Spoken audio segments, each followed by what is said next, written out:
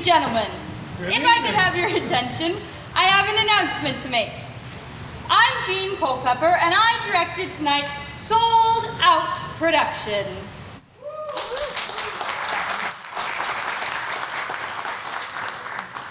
The circumstances surrounding tonight's production are a little unusual.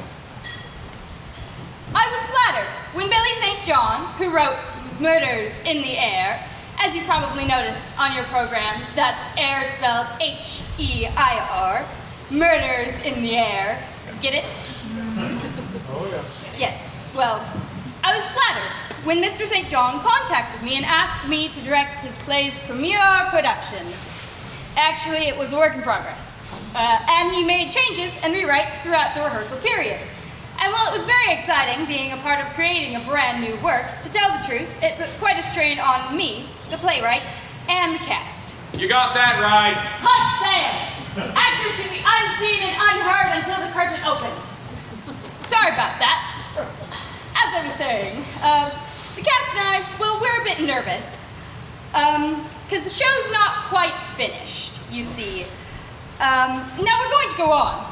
Don't worry, the show must go on, as someone once said. Now, I don't know who said it, but I'd like to get my hands around his neck. Anyways, like I said, the play's not quite finished. It's a murder mystery, you see, and most of the characters have excellent motivations to kill. Well, you'll see who. The thing is, Mr. St. John couldn't make up his mind who the murderer should be. In fact, he wrote several different endings where the different suspects were revealed to be the murderer. We performed them all for him, and he still couldn't decide. As it grew closer and closer to opening night, the tension in the air, that's A-I-R, grew so thick you could cut it with a knife.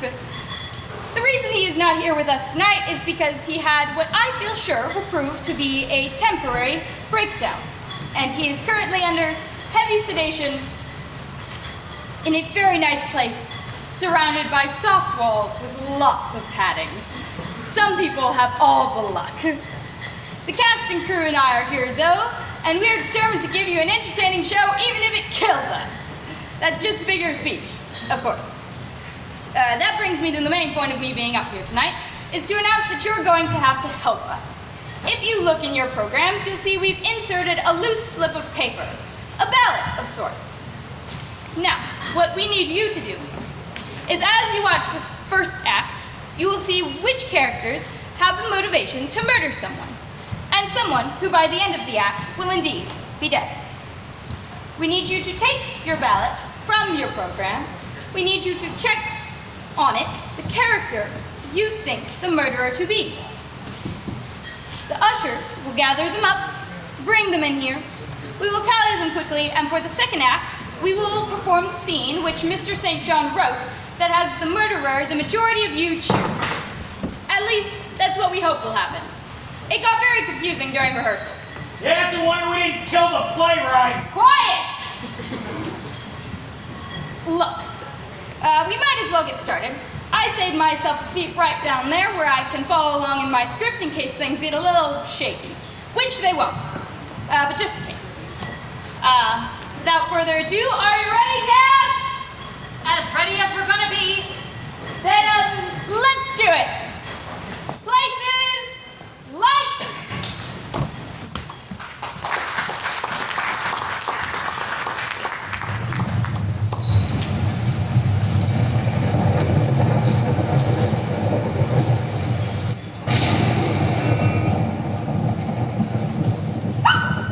Nancy, please! You know Mr. Starkweather is asleep in his room just through that doorway. You mustn't startle him. I'm sorry, Miss Withers, but you startled me. My apologies, but I dare say a slight scare will do you no harm. However, a sudden shock to a man in his 90s in Mr. Starkweather's medical condition could prove fatal. Yes, ma'am. I guess the storm has me a little bit on edge. Yes, it is a tempestuous evening. I presume all of the guests have been shown to their rooms? Yes, Miss Withers. Well, all except Mr. Starkweather's grandson, Mr. Mr. Simon III. It's a long drive from his college, and with the storm, you know. Well, I hope that we can start without him. It is already well past Mr. Starkweather's bedtime, and he does need his sleep.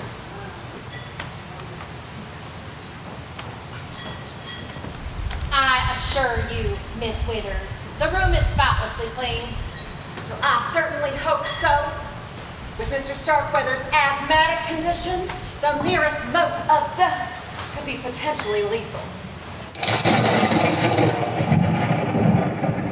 Well, I served as Mr. Starkweather's housekeeper for many years before you came here, Miss Withers. I don't need you telling me how to do my job. You brought the coffee? It's right here on the table, Mrs. Trent. Well, then go back to the kitchen and help Minerva with the rest of the refreshments. Yes, ma'am. Mr. Starkweather has given specific instructions that he wishes for everyone to be present in the drawing room at 8 o'clock sharp. I'll ask Bensonhurst to fetch the guests from their rooms. Mr. Starkweather will be ready. I'll be right there, Mr. Starkweather!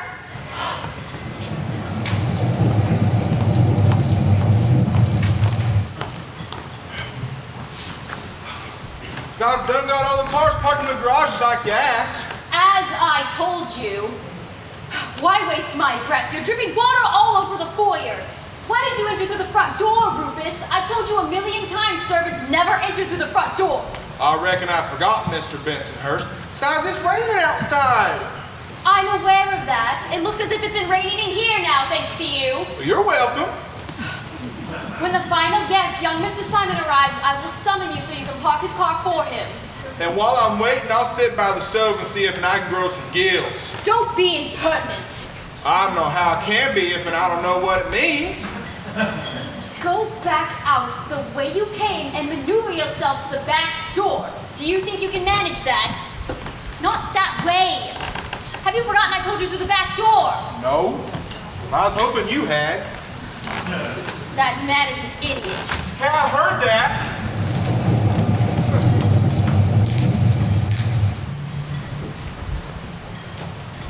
Where would you like me to put this one, Minerva? On the coffee table. Careful with it. Yes, ma'am. I think everything is ready. You think wrong. Place the cups on the saucers, so all we'll have to do is pour the coffee. Yes, Minerva.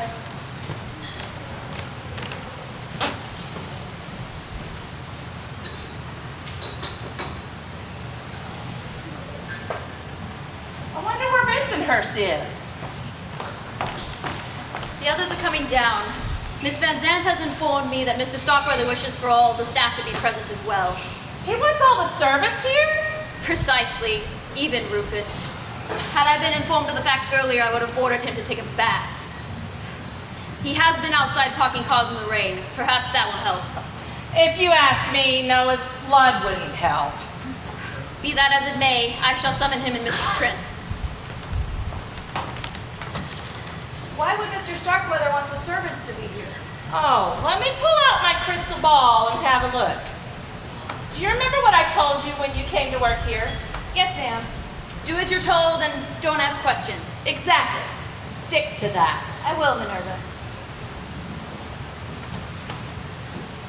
Oh dear, I never know what to wear on a special occasion. Though, I do suppose Uncle Simon's inviting us here is a special occasion. Wouldn't you agree, Jordan? I suppose so, when you consider most of the time they treat us like lepers. Oh yes, what? You think Uncle Simon treats us like jungle cats? Lepers, Mother, not leopards. Never mind. And don't worry about a thing. You look fine. Well, thank you, son. I'll tell you one thing. If we do ever inherit this mausoleum, the first thing I'm going to do is call the Addams family and let them know it's on the market. Now get on! You put it in! Counting chickens, are we? Minerva, we didn't see you there in your attractive young helper. Nancy is a nice girl, and I mean for her to stay that way. I'm sure I don't know what you mean. I doubt that. I don't understand. I believe that. Miss Fiona, why don't you have a seat, and I'll bring you a cup of coffee. Oh, well, coffee sounds nice. It is a little damp in here. That's because it's a lot damp out there. How do you take your coffee? Oh, Mother prefers hers black. I take mine sweet. I'll flavor it myself. Whatever. Oh, what lovely little hors d'oeuvres. Oh, my Lord, these are delicious. Oh, glad you like them. Mom, you're looking very pretty tonight, Nancy. Thank you, sir. Sir, that makes me feel as old as Great Uncle Simon. Call me George. She'll call you Mr. Starkweather, the way a proper mate should. If anyone's going to call you another name, it will be me, and you don't want to know what I'm thinking. Oh, Minerva, you never change. Neither do you, more's the pity. Now take a seat next to your mother.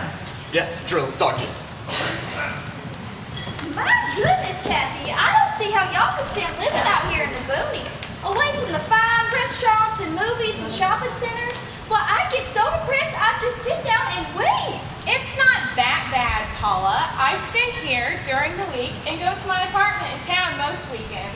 Well, I am so relieved to hear that. I worked for a large corporation before Mr. Starkweather hired me to be his personal secretary, and believe me, this position is much nicer. Well, look what we have here.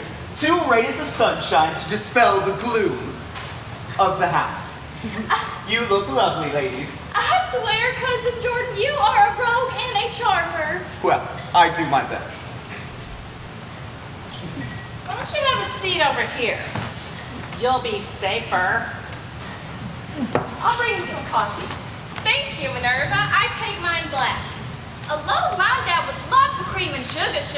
I must admit, I have an enormous sweet tooth. That must be where that corn syrup accent comes from. How are you this evening, Cousin Fiona? Huh? Oh, I am doing very well. Thank you, Paula. Well, that's just peachy. I swear, I don't know why we don't see more of one another.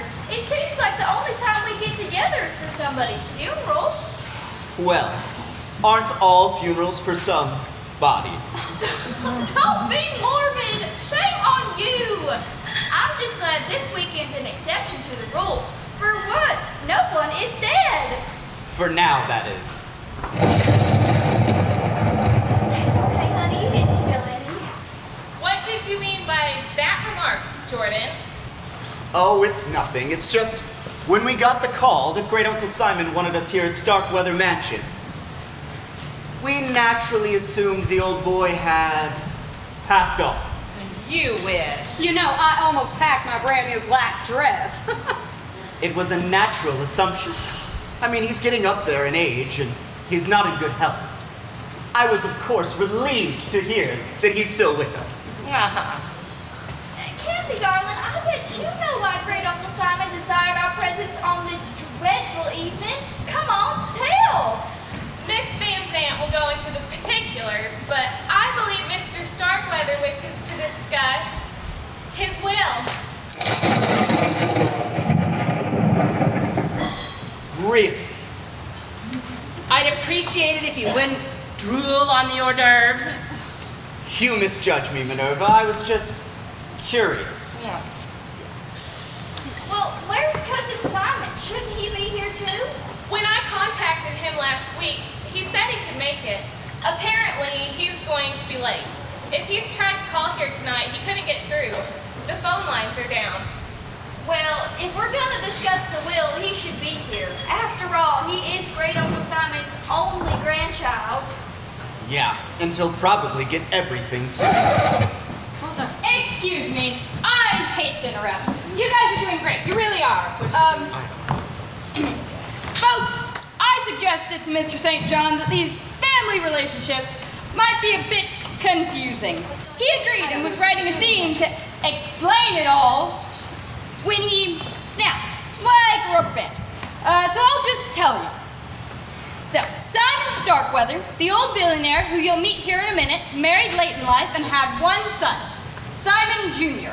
He in turn married and produced one heir, Simon III, the college student who's late for the gathering. Now, he had an older brother, Paul, who married and had Bella. Bella married Lucian Thompson, an Atlanta businessman, and they had Paula here. Now, their younger brother, John, married and had Ezra, who married Fiona here. Sup? And they had Jordan. Sup? This is Jordan. But you know that already. Now, the original Mrs. Starkweather, Simon Jr., his wife, John, his wife, Ezra, his wife, Paul, his wife, Bella, and Lucian are all now deceased. And now I realize that is a very long list of dead people. But if we had tried to include them in the play as well, it would look like a marching band had wandered into the living room. And believe me, it was hard enough moving everyone about the stage as it was. Now, this makes old Simon Fiona's uncle by marriage, and Jordan and Paula's great uncle. And Jordan, Paula, and Simon III cousins. Second or third cousins. I'm not exactly sure how all of that works. I hope that clears things up for you. Carry on. Where are we at? Yeah, hey, no one knows where we are. Yeah. I'm not even sure who I am anymore, so. Start from Curtis and Abrielle's entrance here. Okay. Jimmy, What? give them their entrance cue. Oh, what is it? He'll probably get everything. Who will? Your cousin Simon. Oh, right, okay. Idiot. Yes, and he'll probably get everything too.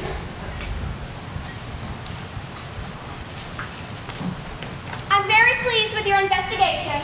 I'll be glad to recommend you to my other clients. Just doing my job, Miss Van Zandt. Good evening, everyone. Well, we ain't met before, but got a pretty good idea who y'all are. Jean. Well, Mrs. Starkweather and her son Jordan, I presume? That's correct, Mr. Davis. Call me Mike. Judging by what Miss Van Zandt just said, you must be some type of investigator. Well, you got it, pal, the private kind. I see. Oh, I'm sorry, dear. I wasn't paying attention. Who is this man? He's a detective, Mother. A detective. How exciting. Do you know Jessica Fletcher? No, ma'am. Though I do like my ladies a little bit older, she's way out of my league. Now, I do know who you two ladies must be, though. Well, if you're a private investigator, I'd be surprised if you didn't. Well, that accent settles it. You're Paula Thompson. You're 100% correct. I can't deny I'm from the deep south. If you lived any deeper south, you'd live in Central America. That leaves you to be Kathy Collins. It's so nice to meet you, ma'am. Me too, Mike. Mike and I have corresponded for some time by mail and fax on Mr. Starkweather's behalf. Is this seat taken? No. All right, I'm gonna pop squad right here. I expect you to remain unobtrusive. I sure will as soon as I find a dictionary and tells me what it means. Just go sit by the fire and be quiet. By the fire? Glad to. My backside's still a little soggy. Keep an eye on him. I shall do my best. If all is in readiness, Miss Van Zandt, I shall inform Mrs. Starkweather. Yes, thank you, Bensonhurst. There's coffee if anybody would like some. Oh, I could use some of them. How do you take it? In a cup. Just black. Will you keep still?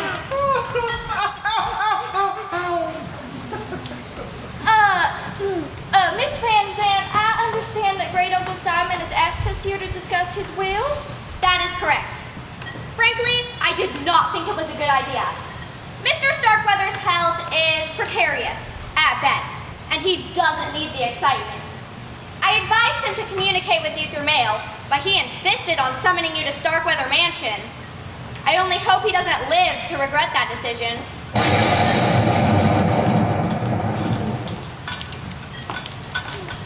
Miss Withers is bringing Mr. Starkweather in to join us now. Can I move now?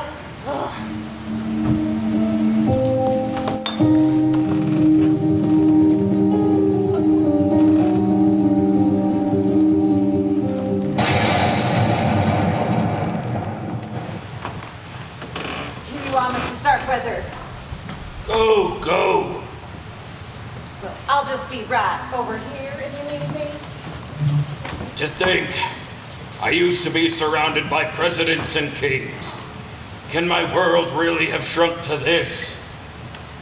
A handful of relatives and a meager staff of hired help. Simon, where's my grandson? We presume he's on his way, Mr. Starkweather. Can't wait for him. Not enough time anymore. Well, Great Uncle Simon, aren't you looking, well? Are you blind, boy, or just a habitual liar? I was only making pleasantries, Uncle. Save your breath. You've always been a smooth talker, Jordan. But that won't cut any ice with me. You're nothing but a greedy opportunist, boy. And I should know. I was one myself at your age. Well, then I guess you could say it runs in the family. You have a point.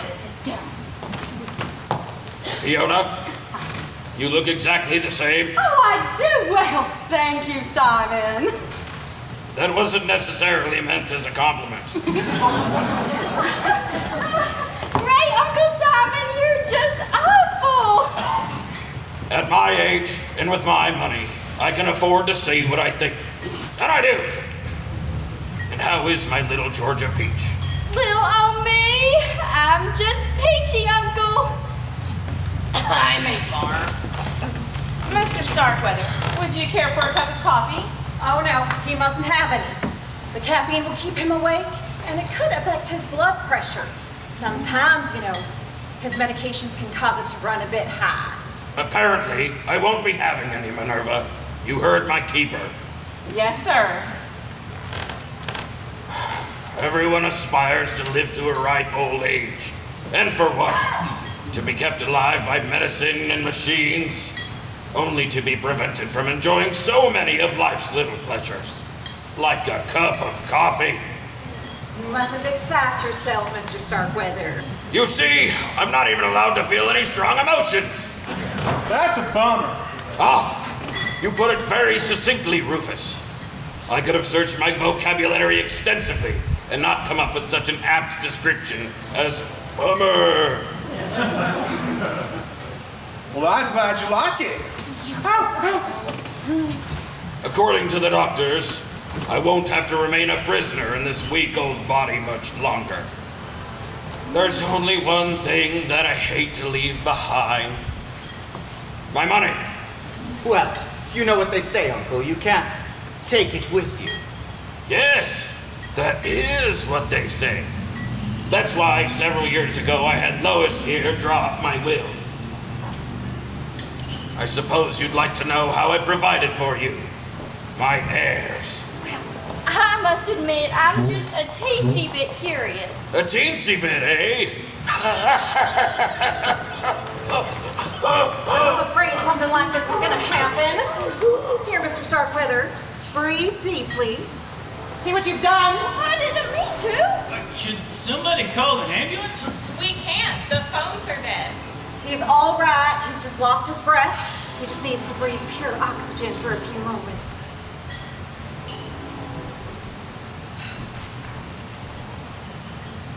Tell them. Very well. This is the will Mr. Starkweather was referring to. As you know, he has been a phenomenally successful businessman for many years. I'll say he's been on the cover of Forbes magazine at least a dozen times. I haven't read it. Ow! He has the distinction of becoming one of the world's first billionaires. Oh, 20 years ago, I begged my dear Ezra to allow Uncle Simon to help him with his business investments, but, dear Ezra was just far too proud. Yes, father had his pride. Lots and lots of pride, but no money. If I may continue, thanks. As of now, Mr. Starkweather's fortune is worth, in the neighborhood, of $50 billion. If I'd known that much, I'd ask for a raise.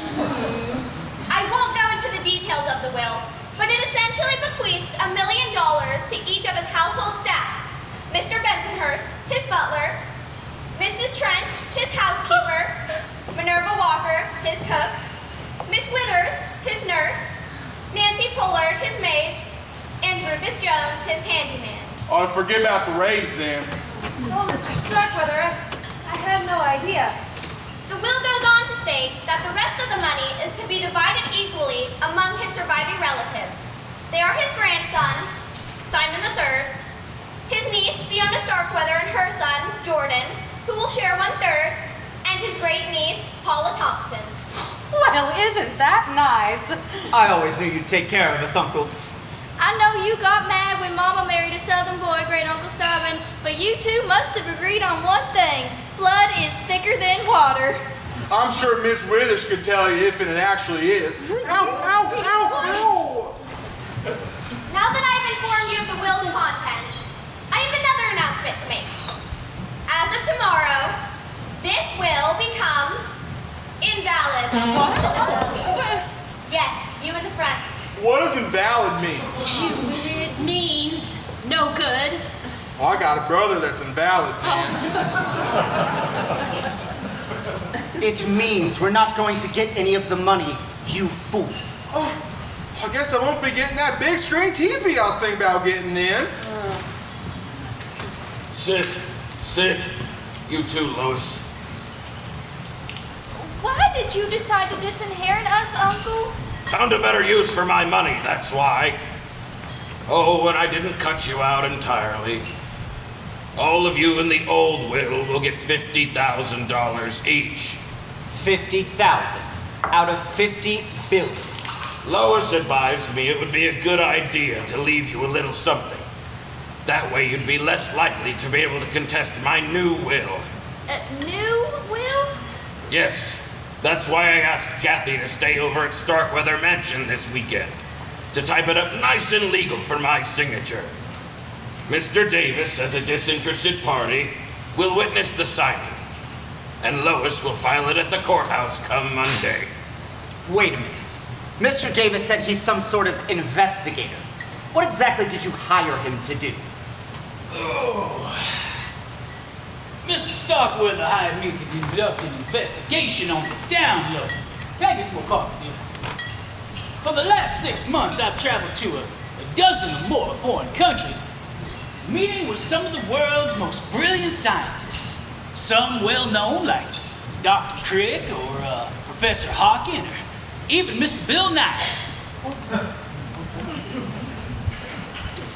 Some of them preferred to keep their experiments a little more hush-hush. I did happen to find a man in Belgium who likes to call himself Dr. X, and he's agreed to do what Mr. Starkweather has asked him to do, which is,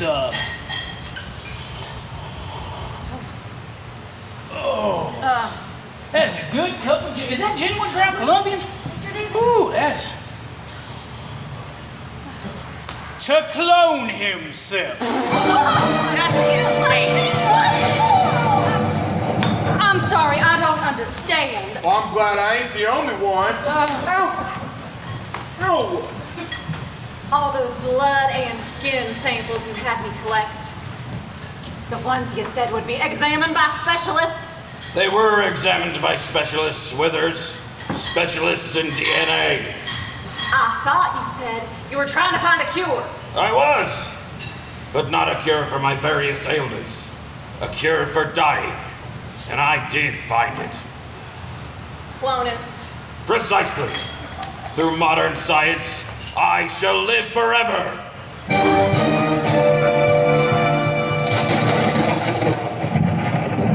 It's not right. That's neither here nor there. Let the moralists and politicians debate the question for decades to come. In the meantime, Dr. X, as Davis named him, will be creating the brand new me. Sit down, Withers. The lot of you seem displeased. Not for the moral question, but due to your change in fortune, I suppose. Well, too bad. Cloning is very expensive, especially since the process I require must be done in absolute secrecy. Though I'll still have a sizable fortune for the new me to inherit. No doubt, I'll be the first person on Earth to become their own heir. Withers, my blood pressure. Yes, Mr. Starkweather. If you'll excuse us, I have to take Mr. Starkweather's blood pressure. Well, why don't you take it right here? Well, Mr. Starkweather's arms are a bit frail. This is an outsized cuff made to go around a patient's thigh. Oh, yeah, you can take him back there. Yeah, that's what I thought. He can stand the pressure from the inflated cuff much better there. So, if you'll excuse us, Mr. Starkweather has had enough excitement for one evening. I shall put him to bed.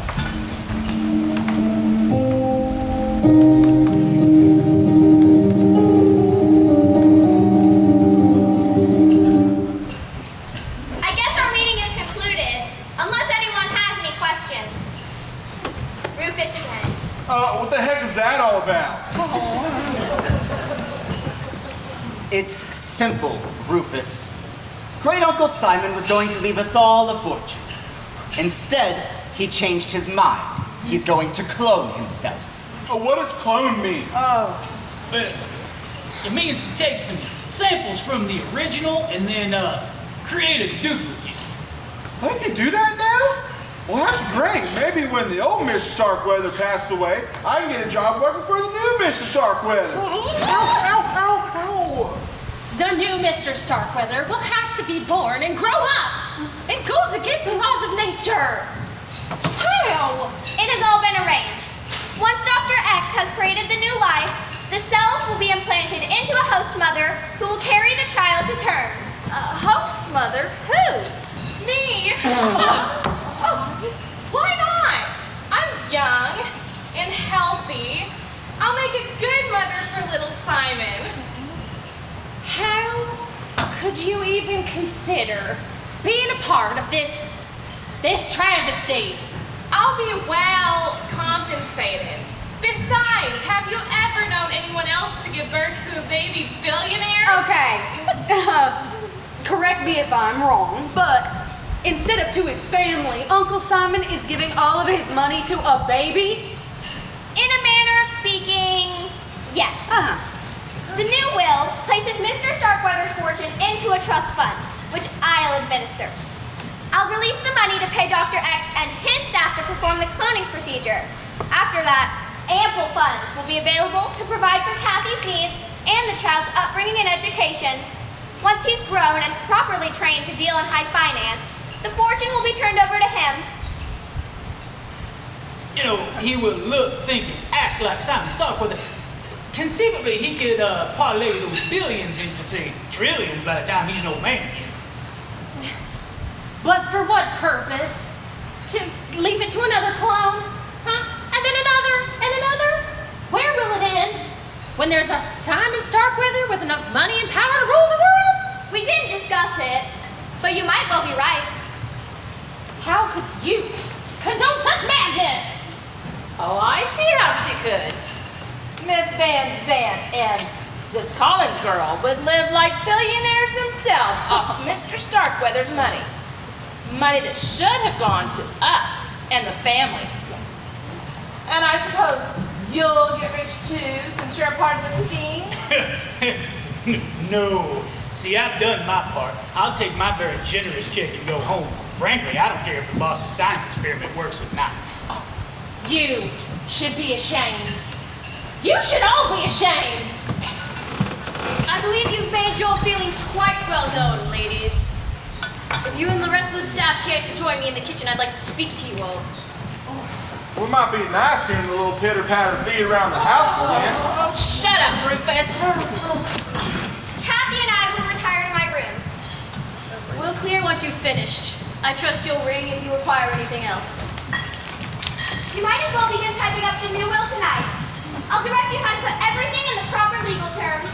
Sure, Lois. The sooner it's finished and signed, the better. Well, hey, wait a minute. How come nobody asked me if I wanted to carry the baby? I can do it as well as she can. You're Mr. Starkweather's blood kin, Paula. It wouldn't be proper.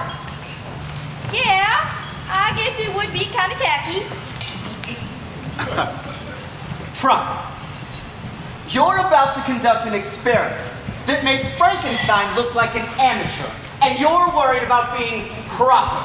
Calm down, son, before you pop a vein somewhere other than your arm. Mr. Starkweather's done made up his mind, and I get a feeling that whatever that old boy wants, he gets. Concisely put, Mr. Davis. Kathy. Well, I'ma head up to my room and pack. Once I witness the signing of that new will tomorrow, I got no reason to hang around with you, Richie Riches. Good night.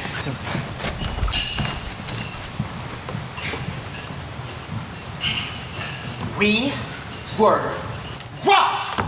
We were? Yes, Mother.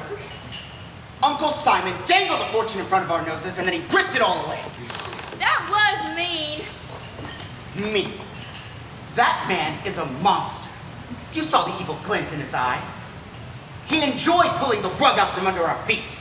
Well, at least he is leaving us $50,000. To him, that's nothing more than throwing a dime to a beggar. And he's only doing it so we don't contest the new will. You heard him. Yeah. I wish that old man would die. Jordan. I wish that old goat would die tonight. Well, it would serve him right. Well, I suppose if he did die tonight, then we'd all get our money's worth, wouldn't we, my dears? Would anyone care for a game of bridge?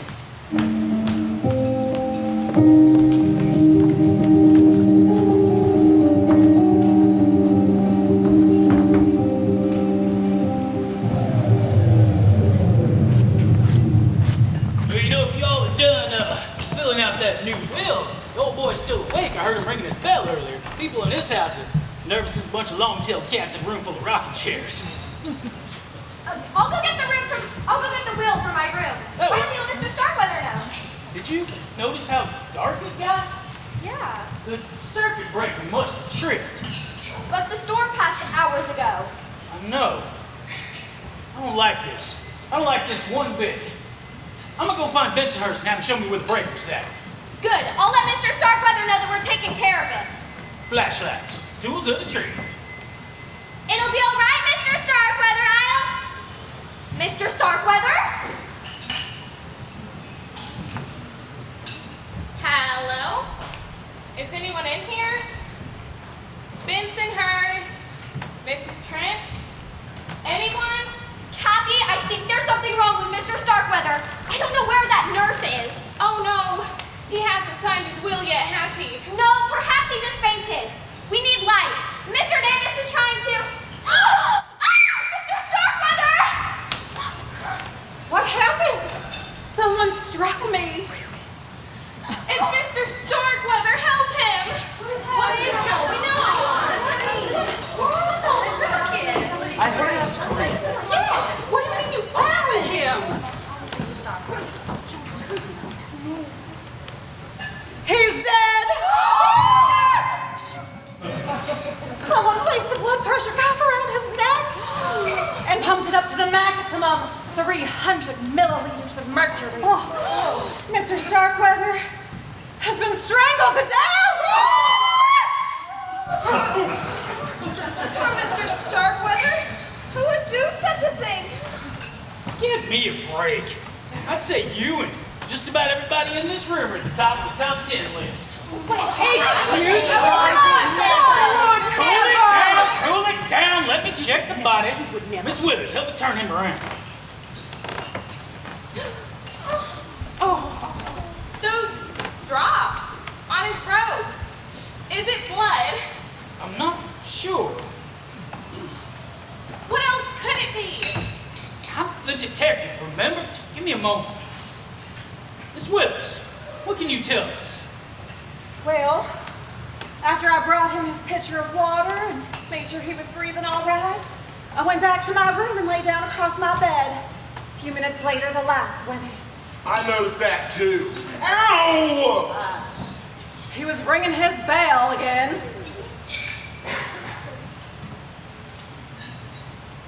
That stupid bell, always ringing and ringing and ringing. All right, I get it. I can take it from here. Well, you seem to be in charge, Mr. Davis. What do we do now? Well, we keep trying the phone until we can get a hold of the cops. If the lines aren't up by morning, somebody will have to drive me into town so I can report that there's been a murder at Starkweather Mansion. A murder? Maybe the old man did himself in. Rufus! Ow! Maybe not. Well, you're Master Simon. Nice of you to finally join us. We got a surprise for you. Wasn't that just the most diabolical murder you ever saw? Don't you just love it?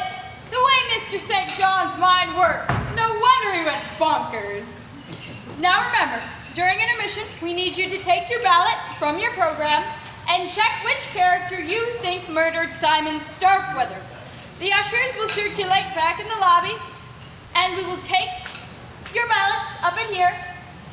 And for the second act, we will perform the scene which Mr. St. John wrote that has the murderer the majority of you choose. I think I repeated myself, but in case any of you don't need to go for a drink of water or anything, see you in 15 minutes.